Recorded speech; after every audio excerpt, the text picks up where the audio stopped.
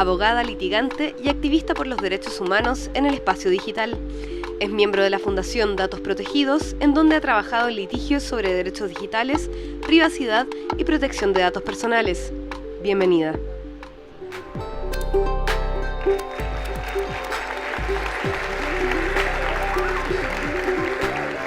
Me equivoqué, perdón. Partí antes. Buenas tardes a todos. Muchas gracias por asistir y muchas gracias a la organización por invitarme. La primera pregunta que me gustaría hacerme y que me gustaría que todos nos hiciéramos hoy día tiene que ver precisamente con cuánto importan los datos. Por supuesto, a Google le importan los datos, en lo que se basa en su negocio, ¿cierto? Y al señor Zuckerberg se hizo multimillonario gracias a ello. Pero ¿qué pasa a nosotros? ¿Nos importan? Y si es así, ¿cuánto nos importan? Esa es una gran pregunta, creo yo. Porque, por ejemplo, partiendo desde mi propia experiencia, para ser muy honesta, yo ingresé a trabajar como colaboradora de la Fundación Datos Protegidos hace ya 4 años. Y mi primera pregunta fue esa: ¿qué es un dato? ¿O qué es un informe de Big Data? ¿Qué tiene que ver con todo esto, cierto? Porque no tenemos claro bien qué es lo que podemos entender por un dato.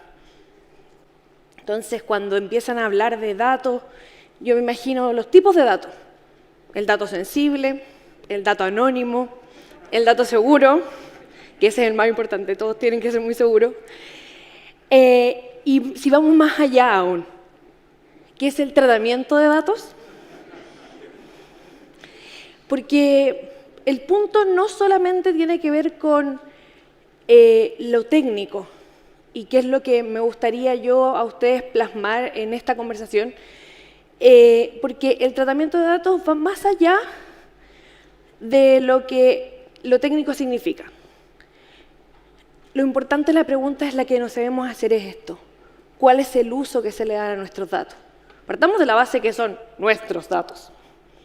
Y en segundo lugar, que esos datos no solo son nuestros, sino que no solo implica que el dato sea una característica personal de nosotros. En cada like que yo doy, cada paso que doy con mi celular en el bolsillo, cada uno de los registros que las personas emanan día a día, ese es un dato.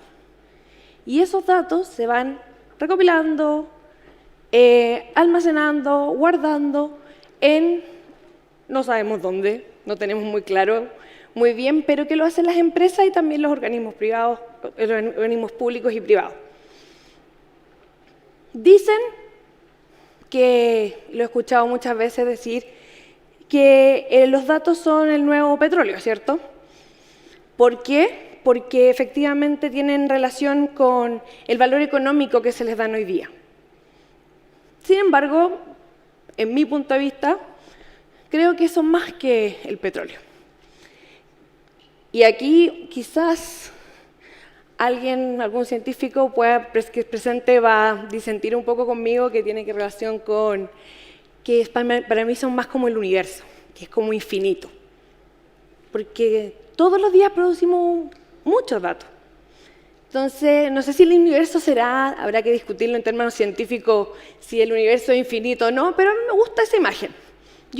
Cuando pienso en datos, digo, producimos datos todos los días, van almacenándose, cada uno de ellos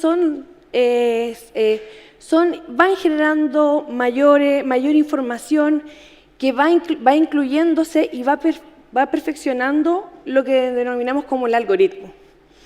Y en ese sentido, los algoritmos se van alimentando de nuestros propios datos y producen cierto perfilamiento a las personas. Este algoritmo, nosotros no tenemos idea cuál es su propio contenido. No tenemos claro bien si es que efectivamente hay datos sensibles, no tenemos muy claro, pero día a día van llegando información que va perfilando a cada uno de nosotros. Sin ir más lejos, este algoritmo que tampoco conocemos cuál es el funcionamiento propiamente tal que cada empresa o cada organismo produce, nos va entregando información a nosotros que vamos recibiendo día a día en la interacción de las plataformas digitales, ¿cierto? Y en ese sentido, no me pesca esto, ahí, quiero llegar a esto. Esto es una imagen real sacada de mi cuenta de Instagram. Y quiero contarles un poco de mi experiencia personal para que yo creo que a todo el mundo le ha pasado, ¿cierto? ¿Han pensado que tu celular lo escucha? Ya, yo también creo lo mismo. Estaba en la discusión. ¿Y cuál es el propósito de eso? Miren, cuando yo me cambié hace poco casa y tenía una necesidad imperiosa de cambiar mi sillón. No quería cambiar el sillón y mi papá que está presente aquí te puede decir que hinché mucho por el tema del sillón. ¿Y qué ocurrió? Empezaron mágicamente a llegarme este tipo de imágenes a mi celular. Doy fe de que nunca busqué un sillón por internet. Pero el registro que se llevó en mi teléfono, yo visité tiendas de muebles, generó este tipo de información hacia mí. Y el tema no es precisamente que a mí me lleguen sillones y a ti te lleguen sillas. Claramente que no. El problema es que este tipo de perfilamiento genera segregación, discriminación y un sesgo, porque te entregan información que no necesariamente es la real. Y ese es el problema de esto. Porque, por ejemplo, tenemos el tema del uso de los datos médicos, ¿cierto? Están en manos de clínicas privadas, centros médicos. ¿Qué ocurre con si esa información puede ser entregada libremente gracias a la integración vertical a las empresas privadas de sistema de salud, como son la ISAPRE? ¿Qué pasaría? Porque si dice, no, discriminación, a mí me llegan sofás, a ti te llegan sillas, bueno, me genera una facilidad para yo poder llegar a comprar un determinado bien que a lo mejor ni siquiera quiero, ojo, porque eso es manipulación. Nos manipulan para que nosotros compremos lo que ellos quieren que compremos y nos dan el sentido de urgencia de, si no logramos comprarlo hoy día, o sea, no vamos a poder comprarlo nunca porque esta es la última oportunidad que tenemos. En ese sentido, ¿qué pasa si esos datos, volviendo al tema de los datos médicos, pudieran tener acceso? ¿Qué ocurre? ¿Y qué podría ocurrir? No es ficción, esto ha ocurrido en casos reales. Si ellos tienen tienen de esta forma, pueden llegar a los datos los otros datos médicos gracias a la integración vertical, la discriminación no es solamente de elegir un producto u otro. Eso podría no solo vulnerar la privacidad de todos nosotros, sino que también vulneraría nuestro derecho al acceso a la salud. Y eso sí que es mucho más grave. Nosotros pasamos con el celular más tiempo que con nuestra familia, y eso es cierto. El que diga lo contrario. ¿Y qué ocurre con eso? El tema de lo que nosotros tenemos es que nos hace la vida más fácil. Sí, efectivamente. No voy a negar, yo pongo la dirección de mi casa, aprieto 2 clics y nos lleva a la casa sin ningún problema. Pero ¿qué pasa con ese dato? ¿Qué pasa con el dato que yo entrego del lugar de mi hogar? ¿Alguno sabe? Es fácil, es más fácil. De hecho, incluso yo he llegado a pensar que nos atrofia un poco el cerebro.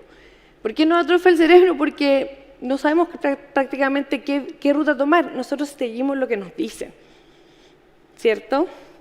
Entonces, ese es el punto. Las aplicaciones, no solo las aplicaciones nos veamos como Facebook, Google, sino que también tiene que ver con los datos en el uso de las empresas privadas, el retail, la farmacia.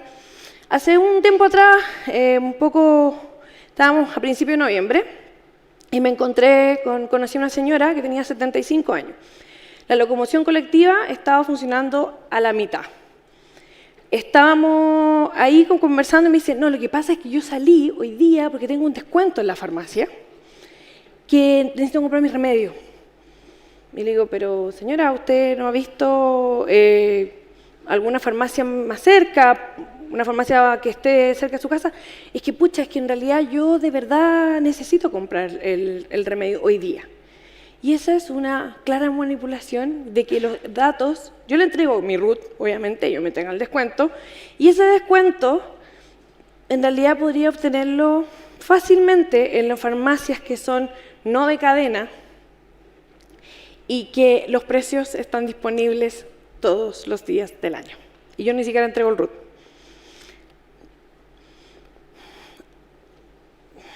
Ese es el tema más complejo de los datos, del uso de los datos, que es la pregunta de cuánto nos importan. Nos vigilan, tenemos una vigilancia permanente. Existe una vigilancia respecto a todos nuestros movimientos y que lo peor de todo es que nosotros les damos acceso a ello porque aceptamos los términos y condiciones sin siquiera una contraprestación. Encontramos que el entregar nuestros datos es una contraprestación obligada respecto del uso que nosotros tenemos en la plataforma.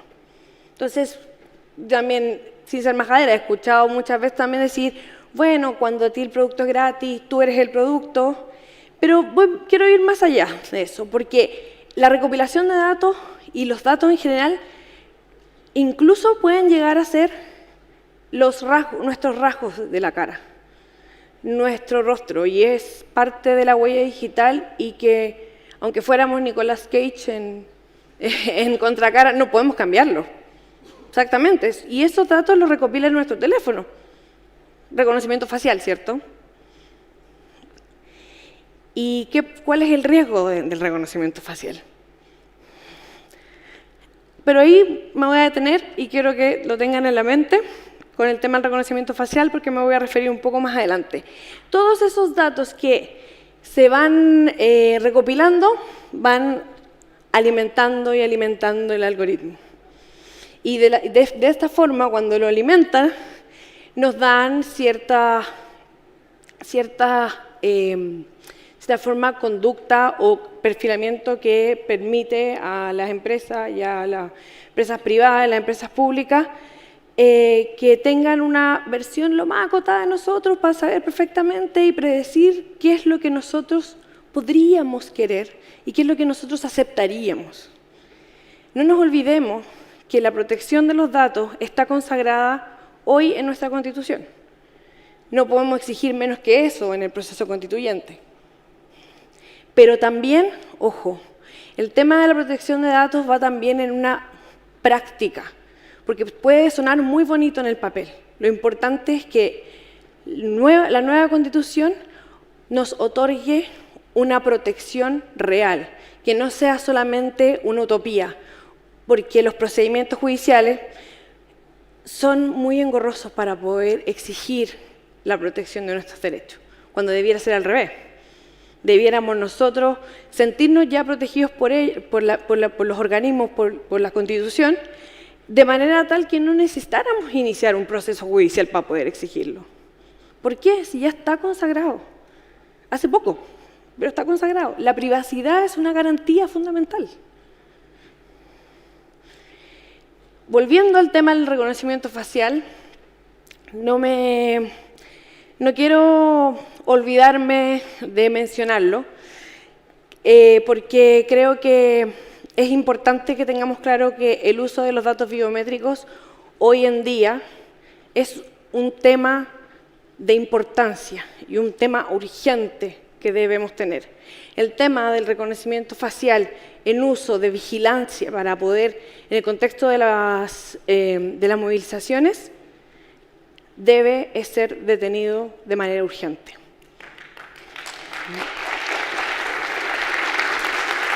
Muchas gracias. Como bien sabemos, autoridades hoy día están solicitando el acceso a nuestros datos biométricos con el fin de poder perseguir y detener a personas cuando se están manifestando libremente. No podemos dejar que eso ocurra. ¿Por qué? Porque no solo atenta a la libertad y al derecho de reunión, que son garantías que están consagradas en nuestra Constitución, sino que además está probado en estudios de todo el mundo que el reconocimiento facial tiene un 96% de error. Yo creo que todos estamos aquí de acuerdo de que el uso de tecnología, que nadie quiere ser detenido por un crimen que no cometió, ni menos aún ejercer su derecho a manifestar su descontento. Y bueno, después de este pequeño statement, me gustaría también terminar mi presentación para señalar que lo que busca esta presentación, lo que tiene relación, porque a mí me gustó mucho cuando me dijeron, Javiera, te invitamos a participar en el tema y el panel es concientizar. Y eso espero haber logrado con esta presentación. Concienticémonos de que tenemos que exigir la protección de nuestros derechos. Y no solo las garantías típicas clásicas, sino que también la protección de nuestros datos personales, porque todo paso que damos es un dato que puede ser recolectado. Muchas gracias.